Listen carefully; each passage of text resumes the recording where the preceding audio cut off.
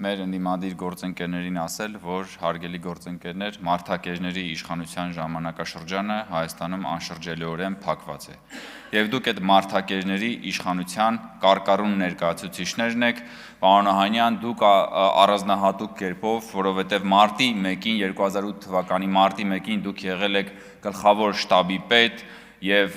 ըստ էության կիսել եք այն պատասխանատվությունը այն պաշտոնյաների բարձրագույն ղեկավարության, որոնք որ պատասխանատու են մարտի 1-ի համար։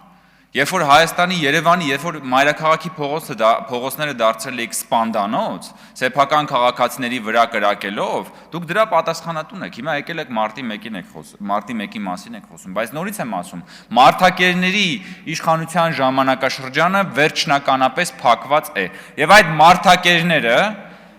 պատերազմի եռագլուխ կուսակցության ֆորմատով այսօր ցանկանում են նորից վերադառնալ իշխանության, բայց ասել ենք ու ասելու ենք, դուք ձեր ծոծորակը կտեսնեք պատերազմի եռագլուխ կուսակցություն, բայց Հայաստանում այլևս իշխանություն չեք տեսնի, որովհետև ձեզ միավորում է Թալանը,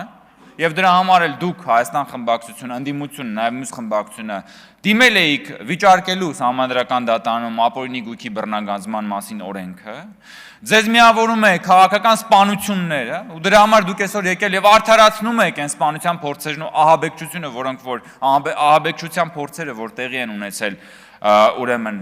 վերջին շրջանում, եւ Գեղամ Մանուկյանն ասում է, դե լավ ինչ կա, որ խոսում, խնդում են, բան ասում են, դե հենա մի քանի հոգի էլ կգյուլես, այն մեկն ասում է, դե բայց կարող է իրոնցից էլ գյուլեն։ Ես պատկերացնում եմ, որ եթե հանկարծ օրինակ հոկտեմբերի 27-ի ահաբեկչությունը օրինակ կանխվեր, Դաշնակցությունը գալու էր ասելու էր դե լավ հիմա բան ինչ Նայիրի Հունանյանը բան ընդամենը ռոմանտիկ տղերք էին էլի բան ոնց որ ասում էր Վազգեն Մանուկյանը։ Ուղղակի այս դեպքում, այն դեպքում այդ ահաբեկչությունը չի եղել կանխել, այս դեպքերում կանխվել է եւ այսօր այդ ձեր սրբազանը եւ մյուսները ճաղերի յետևում են ահաբեկչություն կազմակերպելու այդ փորձի համար։ Բայց եւ ամփոփելու ես ուզում եմ մի բանի վրա ուշադրություն հրավիրել, որի մասին քիչ է խոսվում։ Պատերազմի եռագլուխ կուսակցության 3 առաջնորդների շահերի կենտրոնն էլ Հայաստանը չի։ Պատերազմի եռագլուխ կուսակցության 3 առաջնորդների ֆինանսական ռեսուրսների մի զգալի մասը գտնվում է Հայաստանից դուրս եւ գտնվում է նույն տեղերում, հա։ Ռոբերտ Քոչարյանի ֆինանսական միջոցների մի մասը, Գագիկ Ծառուկյանի ֆինանսական միջոցների բիզնեսների մի մասը, Սամվել Կարապետյանի ֆինանսական միջոցների առյուծի բաժինը չեն գտնվում Հայաստանի Հանրապետությունում։ Ձեր շահերի կենտրոնը Հայաստանի Հանրապետությունը չի, ու եթե հանկարծ որևէ իրավիճակում դուք կանգնած լինեք ընտրության առջև ընտրել Հայաստանը, թե ընտրել ձեր իրական շահերի կենտրոնը, որտեղ որ գտնվում է ձեր փողը, դուք ընտրելու եք ձեր իրական շահերի կենտրոնը, հենց դրա համար է, որ դուք շահագրգռված չեք Հայաստանում խաղաղությամբ, որովհետև խաղաղությունը չի նպաստում ձեր փողերի պաշտպանությանը եւ ձեր հարստության ավելացմանը։ Էդ է խնդիրը։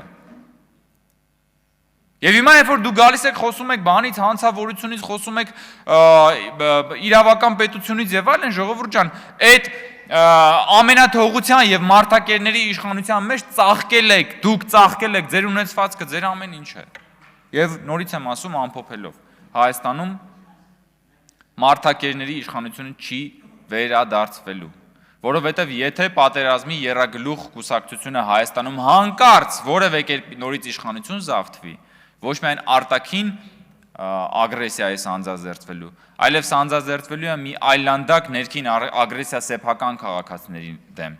Այն օլիգարխների, բանդիտները ու հրոսակախմբերի ջոկատները, որ հիմա հեղափոխությունից հետո մտել են պատվալները, այդ ջոկատները պատվալներից դուրս են գալու եւ նոր ախորժակով հոշոտելու են, հարձակվելու են սեփական քաղաքացիների վրա։ Դրանք այդ հրոսակախմբերը մնալու են պատվալում եւ դուք էլ ձեր ուժերով հանդերձ շատ շուտով հայտնվելու եք քաղաքական պատվալում։